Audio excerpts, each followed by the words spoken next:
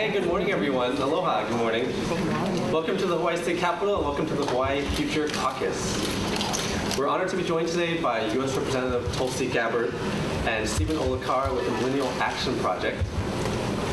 Together with Rep. Aaron Schock, they started a bipartisan Future Caucus at the federal level, and Rep. Fukumoto, Councilmember Chang, and myself try to do the same here in Hawaii in an effort to engage our emerging leaders here at home. We'll first hear from Tulsi this morning. Congresswoman Tulsi Gabbard currently serves in the United States House, representing Hawaii's 2nd District. In 2002, she ran for the Hawaii State Legislature here in this building, and she was the youngest person ever elected. She later also served on the Honolulu City Council, where she was my council member. She's the co-founder and co-chair of the Bipartisan Future Caucus, as one of 2 female combat veterans serving in U.S. Congress. Frankly, I don't think she needs much of an introduction in this room, this crowd. So without further ado, we're going to bring up U.S. Representative Tulsi Gabbard.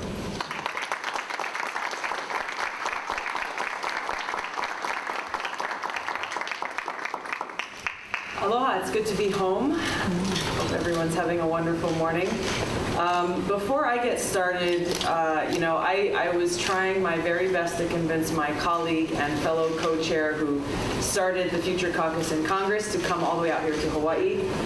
He really, truly did want to be here, but was not able to make the logistics work. So we have Congressman Aaron Schock calling in on the line today, and he's dialed in, and I just want to ask him to say a few words to kick this off.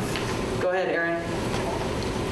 Well, good morning, Congresswoman Gabbard. Good morning, Tulsi. Good morning, everyone. Aloha from central Illinois, where we have 15 inches of snow and 20-degree weather. So I know you're all jealous and wishing you were here. But I do wish I could be with you, and eventually I will get out to Hawaii and hopefully can meet with all of you and talk about your progress with your Future Caucus.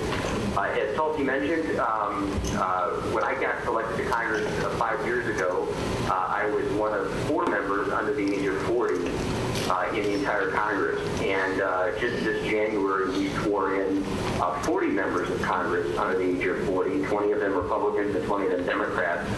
And got to know your Congresswoman very well, and was thoroughly impressed, not just with what her concerns were with the state of Hawaii, but also her long-view perspective of our country and the challenges we face. And we agreed that, it's really our generation, the next generation of Americans, who will be living with the effects of these challenges and history of inaction, the pain as a result of inaction longer than anyone. And so it's thereby which that we came up with the idea of the Future Caucus, working with Steven and his group and some of the outside organizations to really promote it and bring together the younger members of Congress on both sides of the aisle and try and find common ground in these areas that we can work on and try to advance the ball down the court.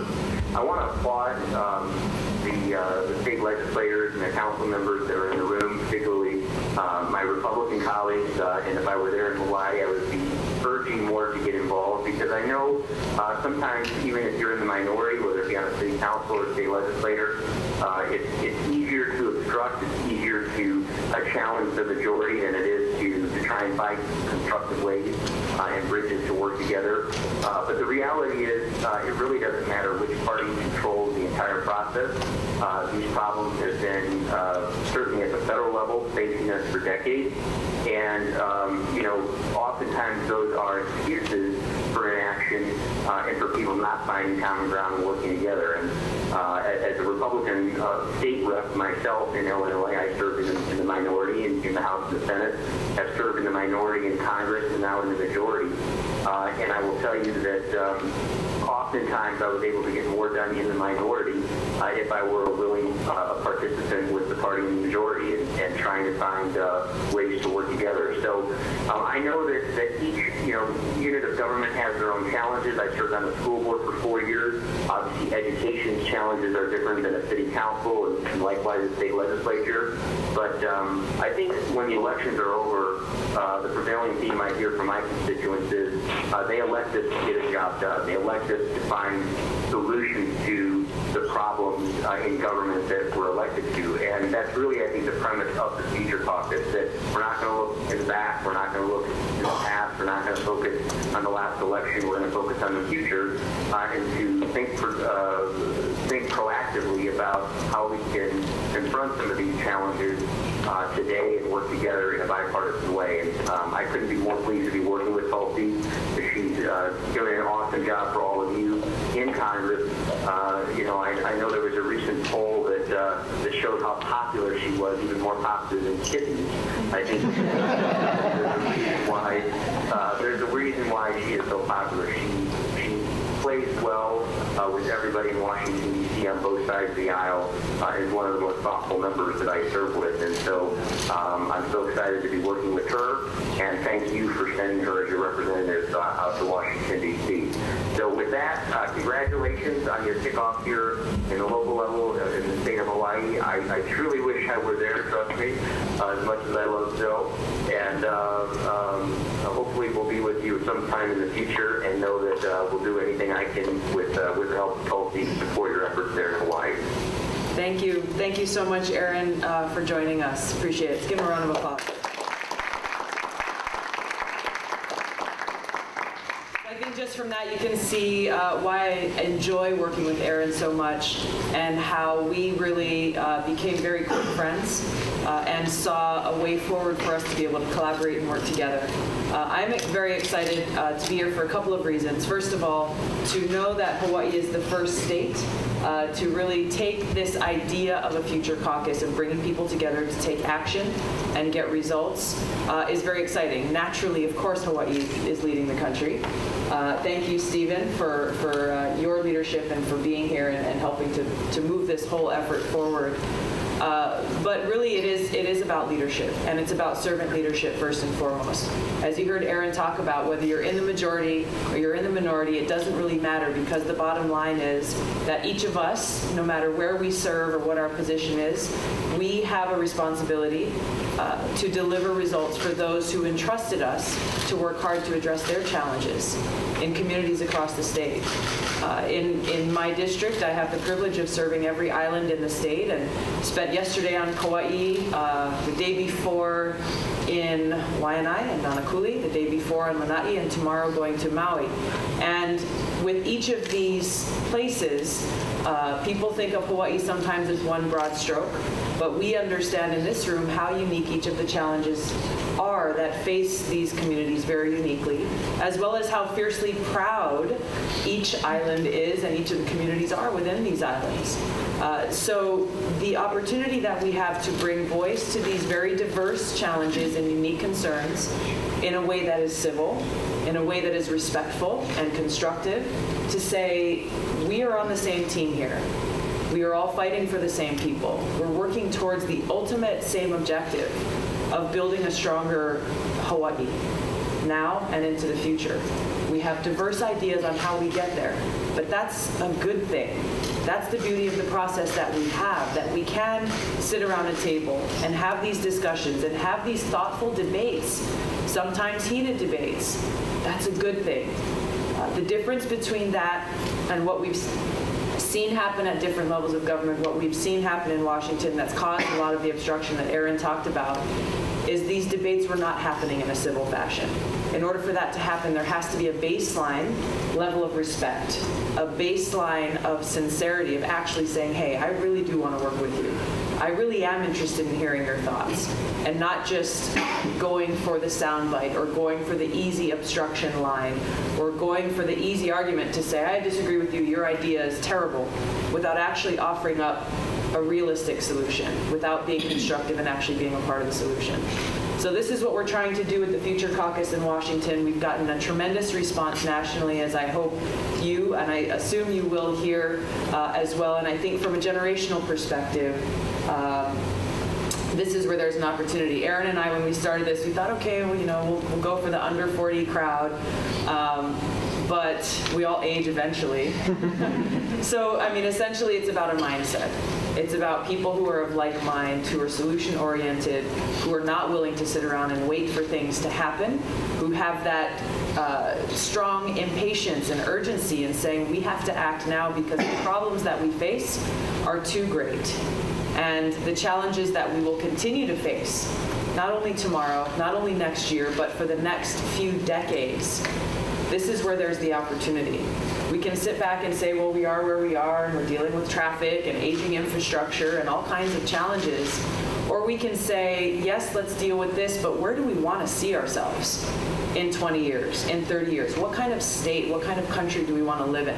What kind of country do we want to hand off to the next generation leaders like these kids from Kapa'a High School who are already taking up, stepping up and taking leadership roles in their school and in their community because they're ready. And we have to do our best to set them up for success. Thank you very much. Aloha. Thanks, Tulsi. To echo, I think a lot of us here who also want to follow in the same mold of a bipartisan emerging leaders types program. Our target audience are folks like high schoolers, college students. We have one of our panel members who will come up here, the ASUH president at UH Manoa.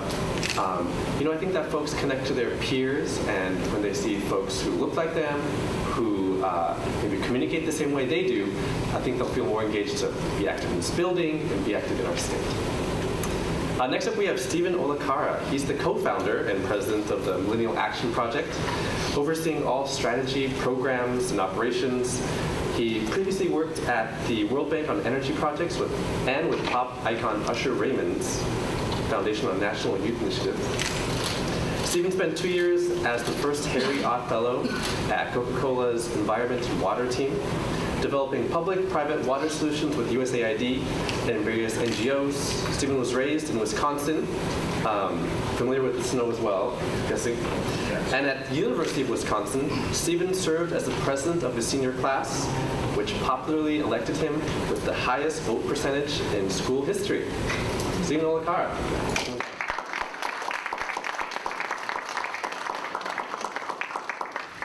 Aloha. Aloha. That works. Wow, I feel my heart is just pounding right now because the leaders you see here and in the audience are making an ambitious dream and vision come true, and I'm just totally overwhelmed right now. This is such an honor, and I want to thank first Representative Ohno for that kind introduction, and I want to recognize someone who's really been a great friend and inspiration to me, someone who represents the best in public service, your home state, Congresswoman Tulsi Gabbard. She, along with Congressman Schock, have been such a positive force in the United States Congress, and they've been pushing this forward. I'm just honored and grateful for the chance to work with them. I also want to thank my parents for coming here from Wisconsin, although it wasn't a tough sell to get them out here in the middle of winter. On the flight over here, I was sitting next to a native Hawaiian who's born and raised up on the North Shore, and I asked him if he had any advice for me. And he said, "Oh, you'll be fine. You look Hawaiian enough." So I'll take that.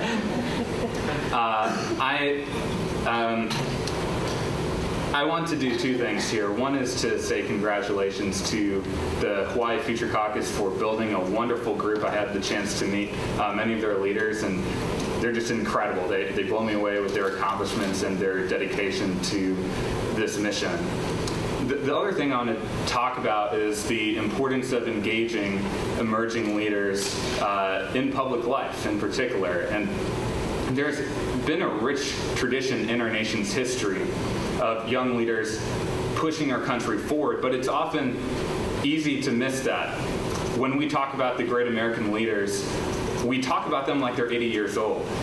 And a more careful read of history tells a different story. Starting from the founders. Most people don't know that the founders in 1776 were mostly under the age of 40. And we need to look at our founders and these great leaders like they were young upstarts, like they were, and they made their impact on the world. Thomas Jefferson wrote in the Declaration of Independence those famous words, "All men were created equal," when he was 32 years old. Then he went and passed the torch to James Madison, who was then the chief architect of our Constitution. He was elected to the Second Continental Congress at the age of 29. So how would that look today? Well, at age 32, Jefferson would be the 4th youngest member of Congress. At 29, James Madison would be the youngest member of Congress. And that tradition continued in American history. Dr. King led the Montgomery bus boycott when he was 24 years old. He delivered "I Have a Dream" at age 33. When President Kennedy dared our country to put a man on the moon, the average age of mission control in Houston was 26, which means they first heard his call when they were teenagers. I learned a little bit about the history here. Kamehameha the Great took the reins of this island when he was in his mid-20s. So the story of this history tells us that young people have been at the center of inventing America and reinventing it as time has gone on. And these examples make me think to myself, what am I willing to do for our country by the age of 32? How are we willing to commit ourselves at these young ages? That's why I'm so inspired by the work of the Hawaii Future Caucus and the Congressional Future Caucus. And the signal that they send to the next generation, that governing in cooperation is a far better approach than constant ideological conflict, that finding success in our common cause is our politics at its best. Now, as the Congresswoman mentioned, this is the first state Future Caucus, the first of many. And this is an emerging national movement for a new generation of leadership. And 10 years from now, we'll be able to look back and see that this movement started in the warmth and sunshine of Hawaii, that the aloha spirit has brought people together. And I think that is special, and everyone here should be proud of that.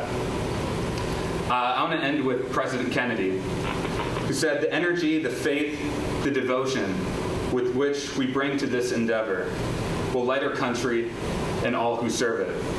And the glow from that fire can truly light the world." Mahalo. Thank you. Steven. Finally, we're going to bring up Representative Beth Fukumoto, Councilmember Stanley Chang, 2 previous speakers, and the associated students of the University of Hawaii, ACUH President Richard Mizusawa. He's part of our advisory council. In an effort to engage emerging leaders, we also wanted to reach out to folks who work in private, nonprofit, and other spheres of life. And we thought that Richard, as the president of his students at UH Manoa, would be a great representative to do so. So let's get the 5 of you guys. If you guys can give us a minute to just come up here, bring your chairs. We can all be seated, and we'll just get these mics. We'll next open up for some questions. Let's hear a little bit from maybe Beth, Stanley, and Richard. Just a little quick background about yourself, starting with Beth, Stanley, and then Richard.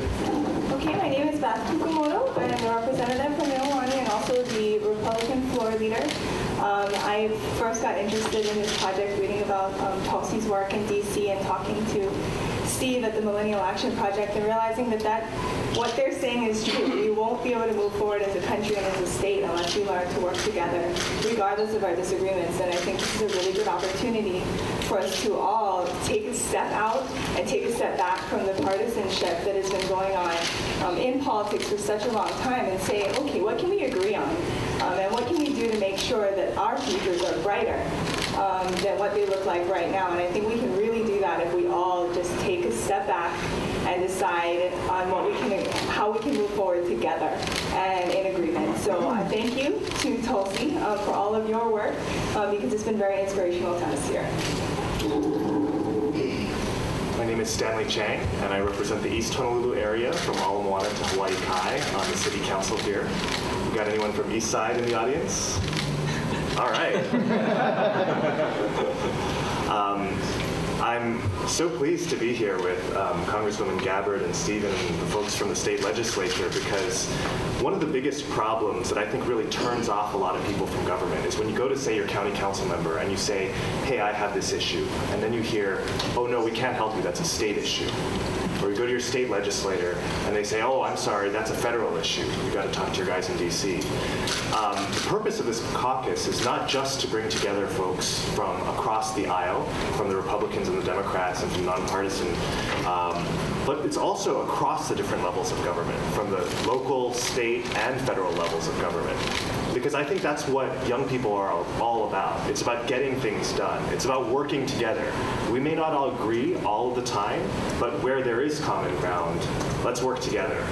And that's why I'm so honored and humbled and proud to be a part of this caucus today with so many great, talented young people. And Richard?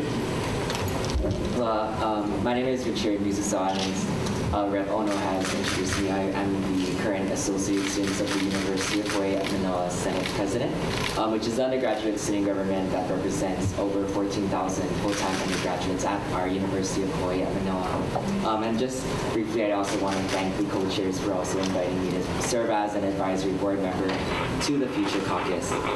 Before I joined and before ASH also supported the Future Caucus initiative, I had a similar vision as ASH president, as a youth member of our state, to increase our youth participation in government, but I just didn't know how. I didn't know what sort of difference, what sort of initiative, what sort of actions I could take as a student, but also as president to really put this forward, put this sort of conversation on the table to get other students, our legislators, involved. And again, once I found out about this, I thought this was the perfect initiative to both support, but to also learn how to get involved with. So my sort of reasonings for being a part of this is the importance of involving our state youth in our government. Also, a huge portion of our state's youth that the Hawaii Future Caucus does target are our own local high school students and university and college students that we serve here in our state.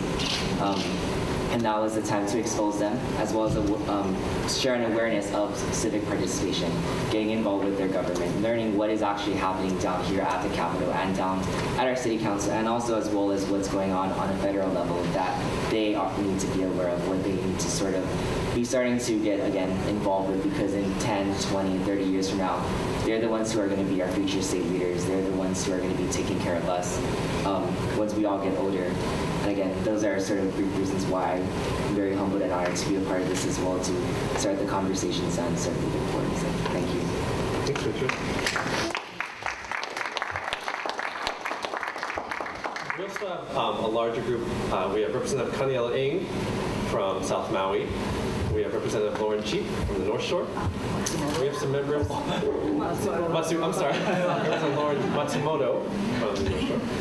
We also have some advisory council members. Like I said, we want to involve other folks in different walks of life. We have Kaipo Lam is there. Give a wave. He's an academically trained futurist. And we also have Chris Liu, some of the Chinese JCs, a number of other organizations. And, we're always looking for more. So if you're interested, if you're an emerging leader, if you know one, send them our way, and we're happy to more the merrier.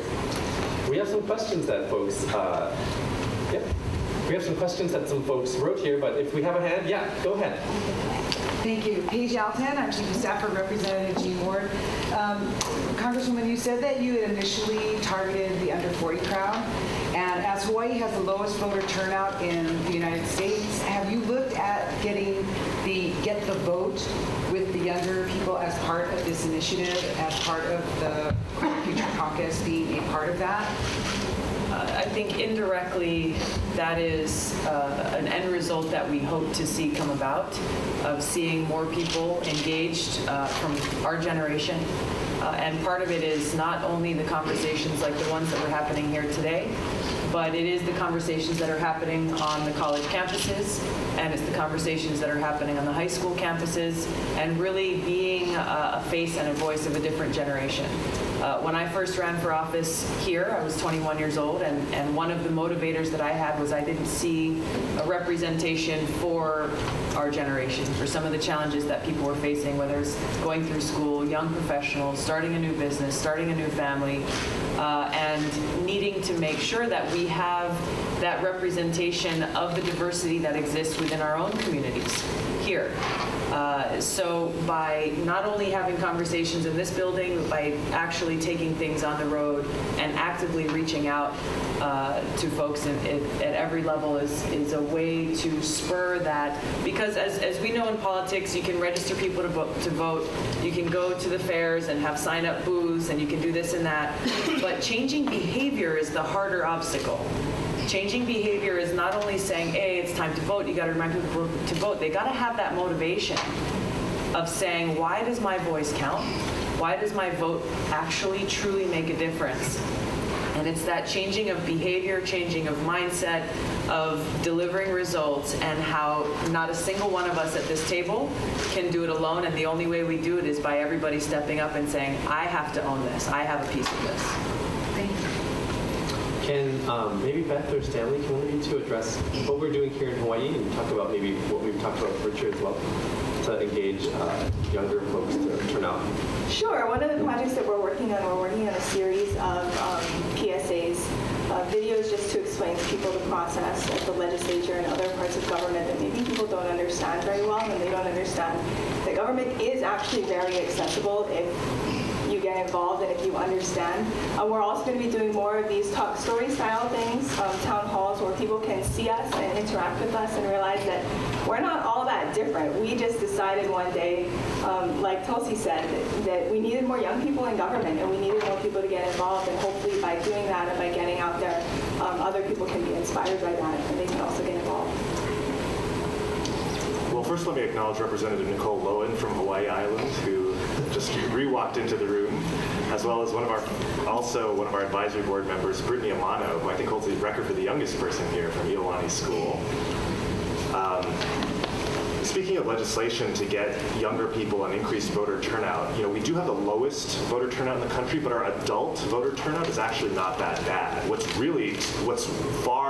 far the worst in the country here is the youth voter turnout.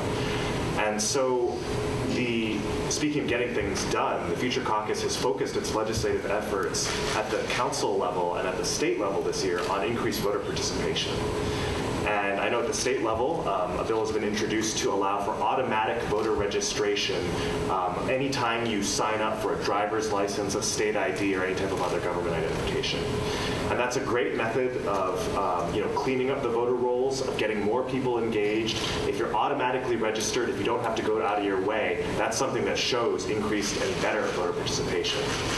At the county council level, I'm proud to say that as of just yesterday, we had our first legislative victory. We passed a resolution to increase the number of early voting centers. And this was an issue that actually came from our friends, including Richard over at UH. Students these days are very busy. They're attending class, they're working, maybe they're visiting family and friends on other islands.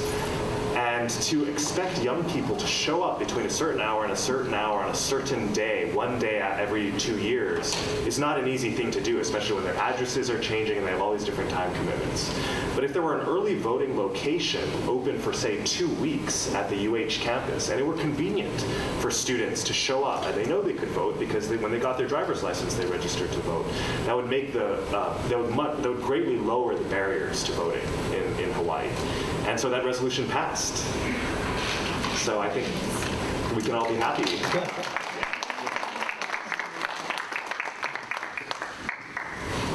Richard, you vote, right? Yes. Can you talk to us about what attracted you to the Hawaii Future Caucus? So kind of like how I mentioned before, what attracted me was because of the fact that I had a similar vision to what the Future Caucus was sort of formulated for, to increase youth participation in government. I think for me, kind of what Rep Gabbard was saying was that it's more than just having the awareness rate. It's also changing behavior, changing motivations, and I think that is the hugest thing that we do need to change with our youth in our state right now. It's just that lack of, not that they're not aware, but it's that lack of motivation to want to vote, to want to learn who their representatives and state legislators are. In my classrooms, who I talk with, it's sort of unfortunate that not more students are wanting to get involved, not more of them are sort of talking about the issues that are affecting them at their local and state and even federal levels. So again, I think, again, briefly, my reason for joining was to sort of see how I can help and contribute in that way. But in the end, again, it's sort of shifting the youth's mindset to be motivated to want to participate because, again, in 10 or 20 years, they're the ones who are going to be helping to lead our state, whether it be both here at the Capitol, within other small businesses, or even in education as well. We've been talking about doing those talk stories at schools or doing maybe mock legislatures or different types of things that would get us into the school because it is always difficult. I've had a couple of schools bring their kids down here to testify on measures, but it's hard to get people here. And it's much better, I think, always for all of us to just be out in the community and meet people where they're at. So yes, we have talked a lot about that. If there are opportunities that you have that you think that we would be able to get into certain schools, that'd be great. Talk to us afterwards. Thank you. Any other questions? Yes? So, hi, I'm Ricky Amano with Spanish. I'm a junior at Iolani School, and my question is kind of relating to the voting process, or the voter turnout for younger adults. So a lot of Hawaii's best and brightest are leaving Hawaii because they feel that there's a lack of opportunity here. So how do you prevent this from happening? Say something real quick if you want. This week is National Entrepreneur Week. I've been here this past week focusing on promoting and highlight the opportunities that are starting to expand here in Hawaii. I think a lot of people here have been involved with or know about Startup Paradise, a venture that seeks to provide equity capital to local talent to create their startups and to create jobs and create new industries here in Hawaii. Some of them are technology-based, some of them are manufacturing-based, and seeing the opportunity and the talent that exists here in the state and working, as Stanley said, at every level to create an environment that's conducive to encourage that innovation, to encourage that entrepreneurship, to encourage that energy that people have to create opportunity ultimately here in Hawaii and create good jobs is how we can best keep our local talent here or attract them back as they go away and go to school somewhere else, to make it so that Hawaii is a friendly place and an encouraging place here, strategically placed in the middle of the Pacific, where there are unique opportunities. We're the only place in the country that can do business with Asia and New York City all in one day's work. And that's a huge promotional opportunity for people in every line of work. Steven, I have a question for you. If you could talk maybe about your vision behind the Future Caucus. Did you envision it someday going to the state level or seeing both counties and states cooperating? What was your long-term vision? Sure.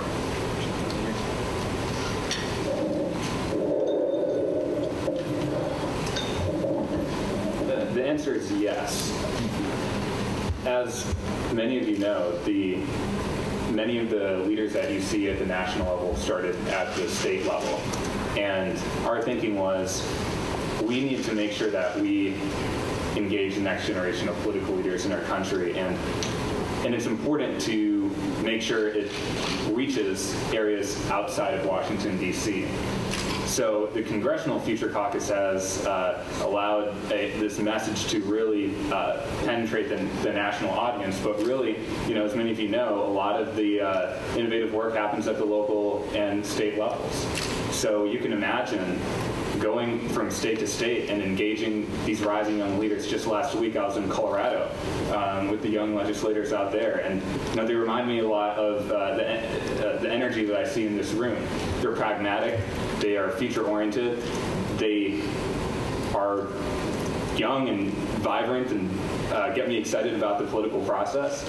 And I think, as the Congresswoman was mentioning earlier, having those faces is really important. Having spokespeople like yourself leading this whole effort makes a difference. And to the question earlier about voter participation, young people say, or a lot of people say that young people are sometimes apathetic about the process. Well, young people need people that they believe in, people that they want to vote for. And the leaders that we're seeing here and the ones that we're going to see around the country are going to be encouraging young people to not only vote, but also maybe run for office someday as well. Any final questions from the crowd? Maybe Travis first. And then... Hi, I'm Travis Fallon. I work for Representative Ng and had the pleasure of working for Representative Matsumoto before that. Congresswoman, being a Democrat, coming from a mostly Democratic state, you get elected to Congress, fly halfway across the world. You have 434 colleagues, more than half of whom are Republican. Councilman Chang was talking about how the future caucus, it's not just about age, it's about a mindset, and it transcends these different variables and strata. So my question is, coming from someone like you, and you look at the Speaker of the House, for say the House leadership, he's an older white male from Ohio. Within American society, it's kind of difficult to get a different experience between the two of you to put you further apart. So my question is, as a member of the Future Caucus, how would you go about bridging that gap, whether it's offering an olive branch or killing them with kindness? Where do you actually start to make progress? By walking up to them and saying, aloha. How are you today? I'm Tulsi Gabbard. I represent the most beautiful district in the state. You start the conversation and don't allow any of the barriers, many of which you just listed, that ultimately are caused by labels, sometimes real, sometimes artificial, that people place on themselves or that other people place on us as perceived limitations. Ultimately, you go back to, and I do look back to my military experience. What's the mission? What are you trying to accomplish? Serving in uniform and serving overseas, you have people from all over the country, of every religion, every ethnicity, every accent, people who like many different kinds of foods, but ultimately, when it comes right down to it, and you're digging that foxhole in the woods together, all of that stuff is checked at the door. None of it matters. And ultimately, when you're talking about public service, this is what needs to happen. You don't stand on opposite sides of the room saying, well, I don't look like him and I talk different, so we don't have anything in common. We have the best thing in common because we are there ultimately to serve those who elected us, to work for the people who hired us. And you'd be surprised once you reach out, you put your hand out, you don't be afraid to take that first step. The response that I've seen in my experience in the short time being in Congress has been incredible. People are very generous, are very taken aback by that kindness and warmth and sincere respect that is displayed. Because even if you may not respect someone's, you may disagree with someone's ideas, or you may think, we really do have nothing in common, ultimately that person was elected by hundreds of thousands of people in Congress as the example. So at a minimum, you better respect those people and the decision and the choice that they made. And listen, because you're not just talking about a person, you're talking about a huge segment of our country. And by doing that, you'd be surprised what you learn along the way, and you'd be surprised about what can be accomplished just by laying that first brick in building that bridge. There's a question in the far back corner. Hi, I'm Noelani Bonifacio. I'm 25 and I know where I want to end up someday as a senator in the U.S. Congress. And my question is, as a young conservative woman, I feel like I have more barriers than most people starting out in politics in Hawaii. And I just want to get your opinion on how I should start out. Beth? It sounded like a question for me, but I wasn't sure. I think just as Congresswoman Gabbard said, don't let labels, even of yourself, block you. People I know when I ran for office, there were a lot of labels that I had to overcome, specifically at people's doors. Whether it's that you're conservative, that you're a woman, that you're too young. There's a whole long list of reasons for people not to vote for me, and they certainly knew those when I came to the door. But when you're kind, and when you have a plan, and people can see that you have an honest desire to serve them, that's something that's missing often in politics. And people at the door, and the average voter can see that. So I would say don't get discouraged. Don't let yourself get labeled. Don't label yourself. Just get out there and get to know people and be yourself, and just let your heart for service show through. Well, if I can follow up on that. Actually, I first wanted to follow up on the question for Congresswoman Gabbard. She's very modest, but as a first-term member of Congress in what's been called the least productive Congress in like anyone's lifetime today, she passed a bill. I think that the Helping Heroes Fly Act, as a freshman member of Congress in the minority in the least productive member of least productive Congress in recent memory, I think that deserves a big round of applause. So she really does. To Noelani's comment, when I came in and was elected to Congress, I can't tell you how many people said, okay, measure your expectations and don't even try to pass a bill, because it's not going to happen. It's impossible. As a new member and as a Democrat in a minority, it's not possible. So these are things that every one of us, including yourself, face. Don't think that you're alone. But it's really, at the end, up to you about what you can impact and how you can make a difference. Sorry. Oh yeah, well, I think one thing that unites all of us, even though we may be from different political persuasions or ethnicities or so forth, all of us sitting up here who are elected started the exact same way, which is walking the streets and knocking on people's doors. And there's no shortcut, but there's also no, if you are serious about running for state legislature, for city or county council, if you walk on doors, there's no force in the world that can stop you, and if you meet the voters face to face and you just do that day in and day out, as I think all of us have done, nothing else matters, because I think your perseverance will really show at the election booth. I mean, Beth Fukumoto won against a very well-known incumbent. So did Takashi Ohno. So Representative Gabbard also defeated one of the best-known figures in Hawaii, and that all started because everyone here just started by walking the streets. Thank you. I'll buy you some sunscreen. With that, thank you everyone for coming.